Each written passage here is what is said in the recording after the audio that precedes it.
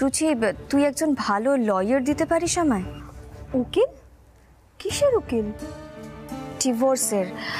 তুই বল না দিতে পারবি কিনা। ডিভোর্স? কার ডিভোর্স? রুচি, আমি তো তোকে বলেছিলাম যে সৃজন আমাকে ডিভোর্স দিতে চায়। ও কিন্তু বিষয়টাতে সিরিয়াস। ও কেস ফাইল করতে চাইছে কোর্টে, আর আমাকে উকিলের চিঠিও পাঠিয়েছে। বলিস কি? চল এত দূর গড়িয়েছে? আমি তোকে পরে সব কিছু বলবো। শোন না, বলছি আমি কিন্তু কন্টেস্ট করতে চাই, তার জন্য একজন ভালো লয়ার আমার দরকার। তুই প্লিজ দেখ না, একজন ভালো লয়ারকে একটু রেফার কর না। হ্যাঁ পর্ণা, আমি তো চিনি অনেক লয়ারকে, কিন্তু বাসব দত্তাদি। বাসব দত্তা রয় একদম পারফেক্ট ডিভোর্সের কেস লড়ার জন্য। আমি বাসবদির সাথে কথা বলে নিচ্ছি আর কালকে তোর সাথে দেখা করিয়ে দিচ্ছি, ঠিক আছে? হ্যাঁ হ্যাঁ, তুই কিন্তু পজিটিভলি দেখ হ্যাঁ বিষয়টা। ঠিক আছে। পর্ণা কি বললো রুচিদা? বাবা, রুচি বলল যে ও একজন ভালো লয়ারকে চেনে, ওনার নাম হচ্ছে বাসক দত্তা। আচ্ছা, তো কালকে একবার দেখা করার ব্যবস্থা করছে ও। ব্যাস, এবার হবে শেয়ানে শেয়ানে লড়াই।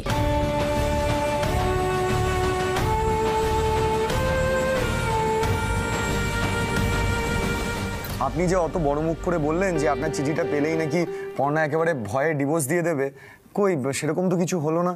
উল্টে বলছে ও নাকি আমার এগেনস্টে লড়বে। লড়বে? আর তাতেই আপনি ভয় পেয়ে গেলেন? আমি এমনি এমনি ভয় পাচ্ছি না শ্যামসুন্দর বাবু। আপনি জানেন না, ওর চোখ মুখ দেখলে না আপনিও ভয় পেয়ে যাবেন। কেমন করে বসছে, কেমন করে সব থ্রেট দিচ্ছে, আপনি বুঝতে পারছেন না। আমাদের একেবারে নাচিয়ে ছাড়ছে ও। আরে আপনি তো আচ্ছা লোক মিস্টার দত্ত, আপনাকে নাচাচ্ছে আর আপনি নেচে যাচ্ছেন। আরে বাবা, এটা হলো ওদের একটা ট্রিক।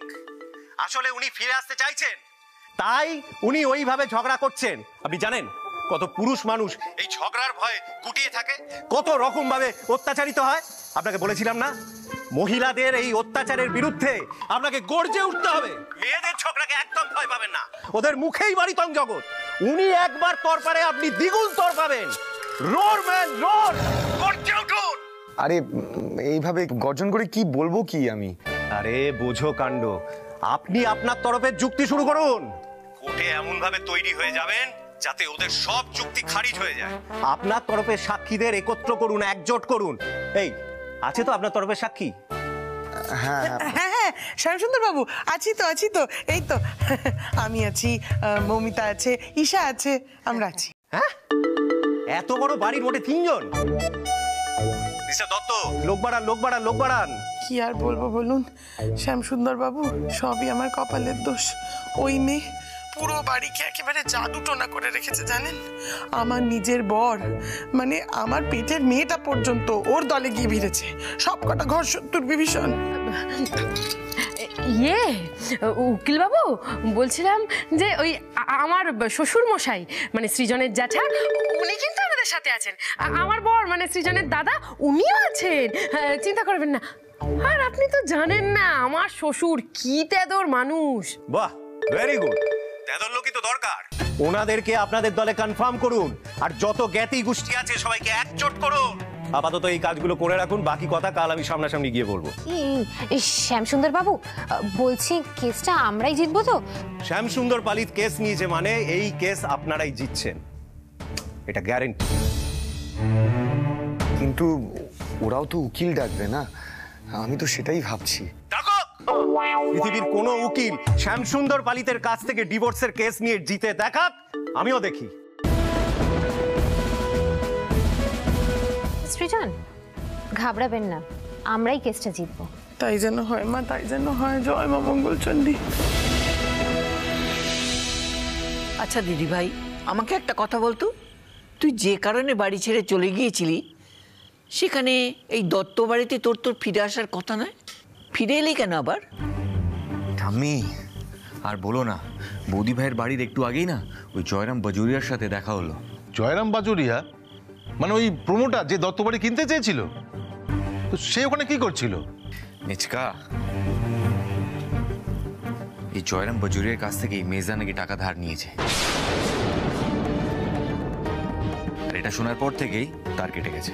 ও, তার মানে তোমরা যে 10 লাখ টাকা দিয়েছে সেটা ওনার থেকে নিয়ে এসে দিয়েছে, তাই তো? হ্যাঁ বাবা, আর এটার কি মানে সেটা আপনি বুঝতে পারছেন? কত হাই রেটে ওরা লোনটা নিয়েছে জানেন? 40% ইন্টারেস্টে। ওমা পর্ণা, শুনে তো মনে হচ্ছে অনেকগুলো টাকা। হ্যাঁ হ্যাঁ জেঠি, অনেকগুলো টাকা, অনেক হাই ইন্টারেস্ট। উফ, সৃজন যে কত বড় একটা চক্রব্যূহের মধ্যে পড়েছে সেটাও নিজেও বুঝতে পারছে না। ও বাজুরিয়ার ব্যাপারটা জানে কিনা তা কে জানে।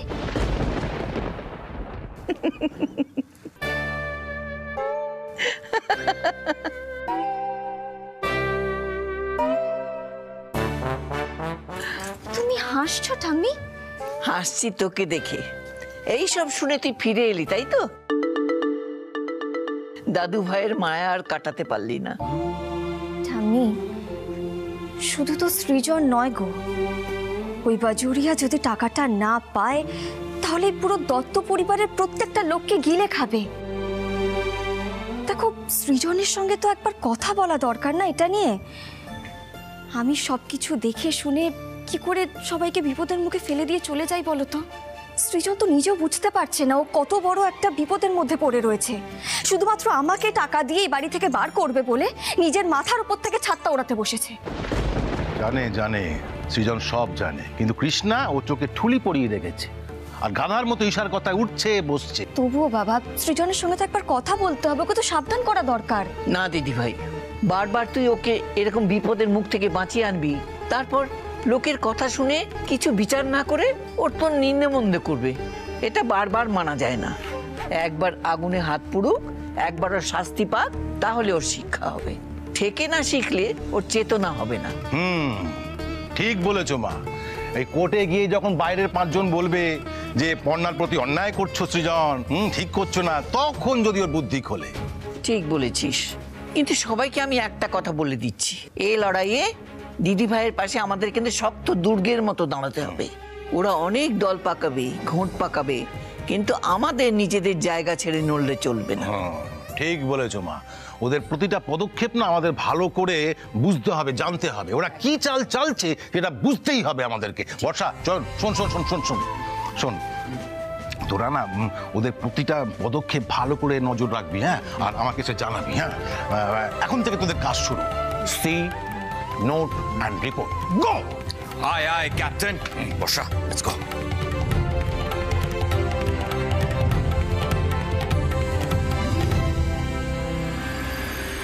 তুমি যে ফট করে শ্যামসুন্দর বাবুকে বলে দিলে যে দাদা আমাদের পক্ষে থাকবেন, কিন্তু দাদার যা গা বাঁচানো স্বভাব, উনি যদি পর্ণার বিরুদ্ধে না যেতে চান তখন? অবশ্য দাদাকে ও বা দোষ দিই কি করে? ওই মেয়ে যা জাহাবাজ, ওকে সবাই ডরায়। চিন্তা নেই কাকিমা, জেঠুকে কনভিন্স করতে হবে, ম্যানিপুলেট করতে হবে। মোট কথা, জেঠুকে কনভিন্স করে সৃজনের পক্ষে কথা বলার জন্য কোর্ট পর্যন্ত নিয়ে যেতেই হবে। সত্যি তো আমাদের দলটা ভারী করতে হবে, নাহলে কোর্টে গিয়ে দাঁড়াবো কি করে? সবাই চলো জেঠুর কাছে। সৃজন, আপনিও চলুন, আমিও যাব। চলুন। এই বাবু, চ চ চ, দাদার কাছে, দাদার কাছে চলো।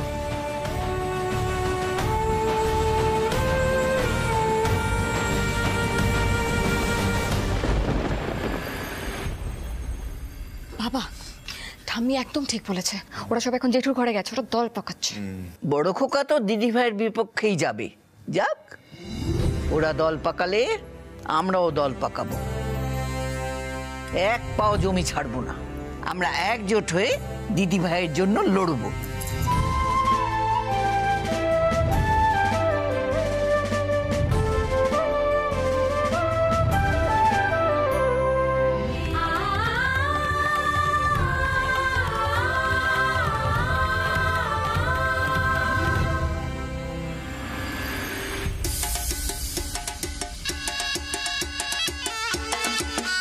তার মানে এই ধ্যাসটামোটা হবে।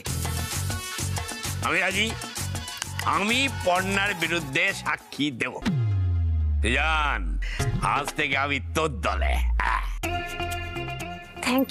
থ্যাংক ইউ জেঠু। তাহলে পর্ণাকে এই বাড়ি থেকে বিদায় করার জন্য আমাদের লড়াই জারি, কি তাই তো? আমরা প্রমিস করছি যে আমরা পর্ণাকে এই বাড়িতে থাকতে দেব না।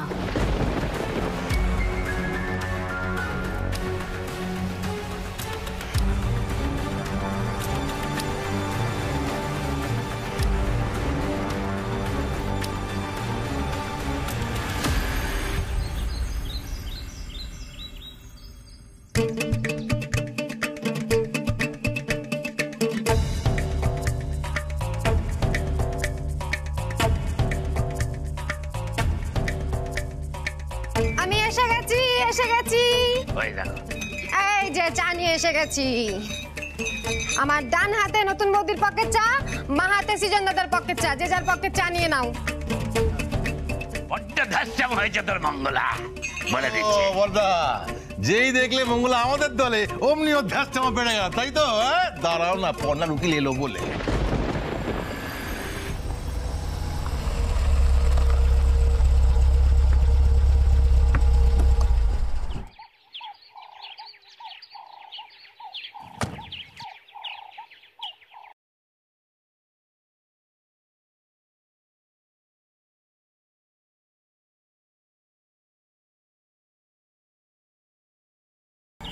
বাসবদি, এসো।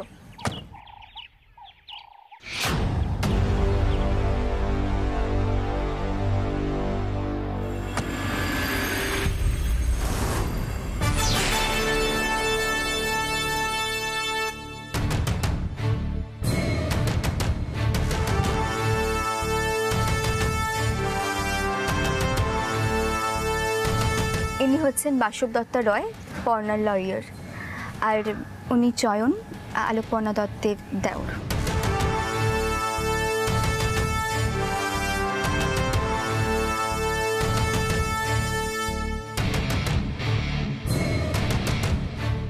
বাসবদি, তুমি ভেতরে যাও, গিয়ে পর্ণার সঙ্গে কথা বলো। হ্যাঁ, কিন্তু তুমি যাবে না?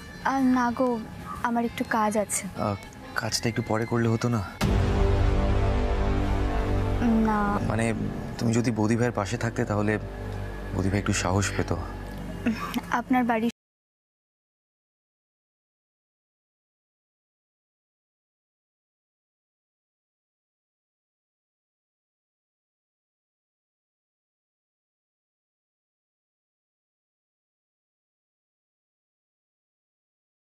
দাদা, একটু দাঁড়ান, আমি আপনার সঙ্গেই যাব। বাসবদীপ,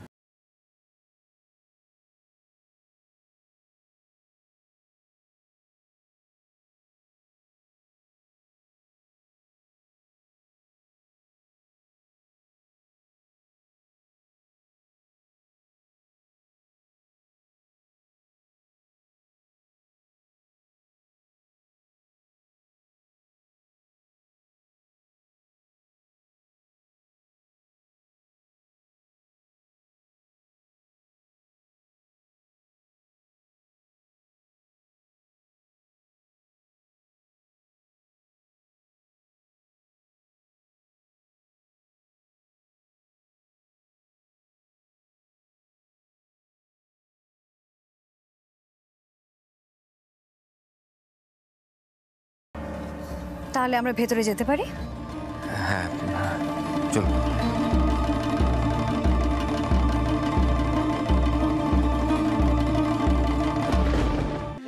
এসে গেছেন। আসুন আসুন আসুন, এসে গেছেন। কই? এই তো। উনি হলেন বাসব দত্ত রায়, আমাদের বৌদি ভাইয়ের লয়ার। নমস্কার। বাবু, বলছি যে ওদের উকিল তো চলে এলো রে। এইবারে তুই তাড়াতাড়ি শ্যামসুন্দর বাবুকে ফোন কর, উনি কত দূর দেখ। এত বাগতাল্লা দিয়েছে যে মেয়ে উকিল, যত দেখ যাবো গোহারা নাড়বে, গোহারা নাড়বে।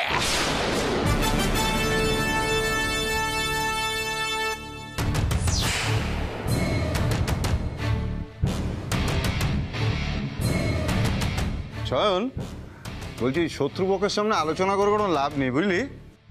বেজা, চলো ওকে পর্ণার ঘরে নিয়ে চলো। হ্যাঁ, সেই ভালো, সেই ভালো। আসুন আসুন, চলুন চলুন। হ্যাঁ, আমার সঙ্গে আসুন।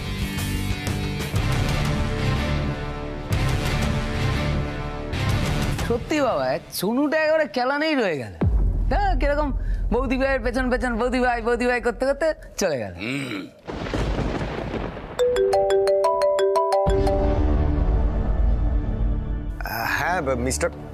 হ্যাঁ মিস্টার পালিত, বলছি পর্ণারা তো ওদের উকিল নিয়ে চলে এসছে। আপনি কখন আসছেন? কত বড় লয়ার এনেছে, হ্যাঁ? কত বড় লয়ার! এই শ্যাম সুন্দর পালিতের কাছে না সবাই নস্যি। কোনো চিন্তা করবেন না, আমি আসছি। হ্যাঁ, আসুন আসুন। কি বললো রে? বললেন ওনার সামনে সবাই নস্যি। বাহ বাহ, এই আইন মৌর কিন্তু কথায় ধার আছে। হ্যাঁ, খালি একটা জিনিস দেখতে হবে, লোকটা যতটা গজ্জায় ততটা বর্ষায় কিনা।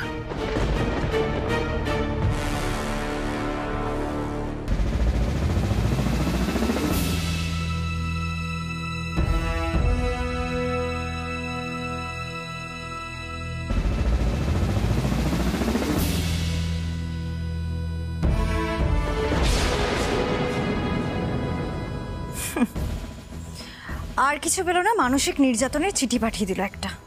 সব ছেলেরা এরকমই হয়, নিজেরা মানসিক নির্যাতন করবে অথচ মানসিক নির্যাতনের চিঠি ধরিয়ে দেবে মেয়েদের হাতে। এমা না না, সৃজন আমাদের ওরকম ছেলেই নয়, পর্ণাকে খুব ভালোবাসে, কিন্তু ওনার নিজের ভালো মন্দটা ঠিক বুঝতে পারে না। ভালো ছেলে? কিসের ভালো ছেলে? একজন ছেলে যে একজন মেয়েকে অ্যাকিউজ করতে পারে, সে আবার ভালো কিসের? একটা কথা পরিষ্কার জেনে রাখবেন, পুরুষ মানুষেরা কোনোদিনও ভালো ছেলে হতে পারে না। হ্যাঁ না? হ্যাঁ, একটু ভালো করে ইতিহাস ঘাটুন, তাহলেই সবটা পরিষ্কার হয়ে যাবে। 5000 বছরের ইতিহাস কি বলছে দেখবেন। 5000 বছর ধরে ছেলেরা কিভাবে মেয়েদের ওপর নির্যাতন চালিয়ে গেছে।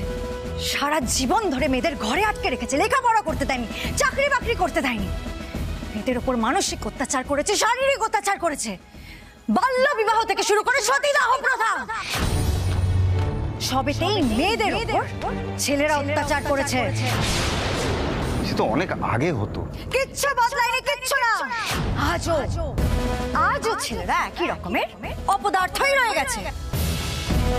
মেয়েদের কিছুতেই সমান অধিকার দেবে না, অথচ দেখুন নিজেরা রাঁধতে জানে না, কিন্তু মাংসের ঝোলে একটু নুন কম হলে বউয়েদের ওপর চিৎকার চেঁচামেচি।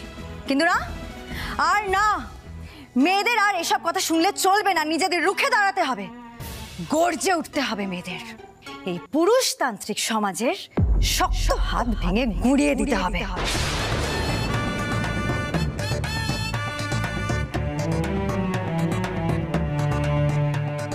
মেয়েরা নারী শক্তি, দেবী, চামুন্ডা, মুন্ডমালিনী। আমাদের নিজেদের অধিকার বুঝে নিতে হবে, আদায় করতে হবে, ছিনিয়ে নিতে হবে, আর চুপ করে থাকলে চলবে না আমাদের। হে আমার মা বোনেরা, আমাদের গর্জে উঠতে হবে, আমাদের নিজেদের অধিকার ছিনিয়ে নিতে হবে। প্রতিবাদ করুন আপনারা সবাই, এবং আদালতে এসে নিজেদের অধিকার বুঝে নিন। ও মেজ ঠাকুরপো। হ্যাঁ বড় বৌদি, বলছি এ তো খুব জাঁদরেল মেয়ে গো। খুবই। আপনার দেখছি ছেলেদের উপর খুব রাগ। না মানে কোনো ছেলে ঘা দিয়েছিল বুঝি? সেটা আমার পার্সোনাল ব্যাপার, আমি পার্সোনাল জিনিস নিয়ে ডিসকাস করি না।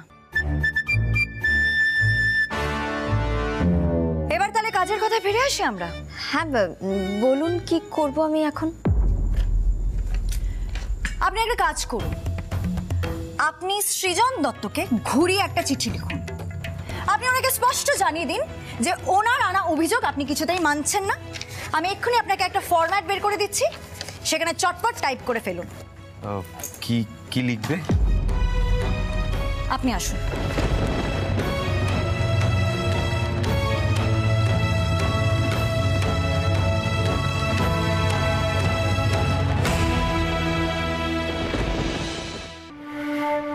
আপনি লিখুন, আমি শ্রীমতী আলোকপর্ণা দত্ত শ্রীযুক্ত সৃজন দত্তের আনা মানসিক নির্যাতনের অভিযোগ মানছি না। ওনার মতিভ্রম হয়েছে বলে উনি আমার স্নেহ, মায়া, মমতাকে মানসিক অত্যাচার হিসেবে গণ্য করছেন। সৃজন দত্ত এই অন্যায্য কাজ করে আমাকে দত্ত পরিবারের থেকে এবং ওনার স্ত্রীর অধিকার থেকে বঞ্চিত করতে চাইছেন, কিন্তু তার উদ্দেশ্য যাতে সফল না হয় তাই আমি ওনার অভিযোগ অস্বীকার করছি এবং মহামান্য আদালতের কাছ থেকে সুবিচার প্রার্থনা করছি। বাহ, কি দারুণ বললেন! হ্যাঁ, ভাষার উপরে কি দখল! থাক, আমাকে অত তেল দিতে হবে না। আপনার লেখা হয়েছে? হ্যাঁ হয়ে গেছে। দেখি, গুড। এবার সৃজন দত্তকে মেল করে দিন। আচ্ছা।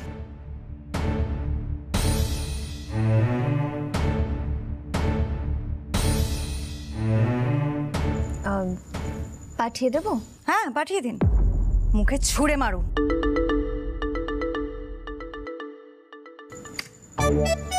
পাঠিয়ে দিলাম।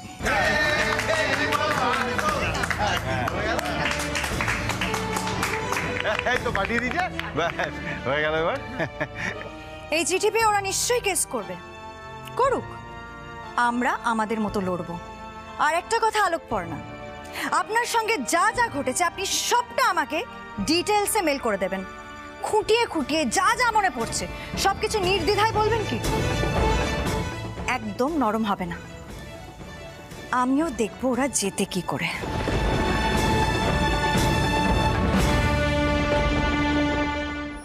এবার মহালয়ায় জি বাংলার বিশেষ নিবেদন, নবপত্রিকায় দেবী বরণ। আমি থাকছি দেবী কার্তিকী রূপে। দেখতে ভুলবেন না আগামীকাল ঠিক ভোর 5টায়, আর সকাল 9টা থেকে দেখুন ছোটদের মহালয়া।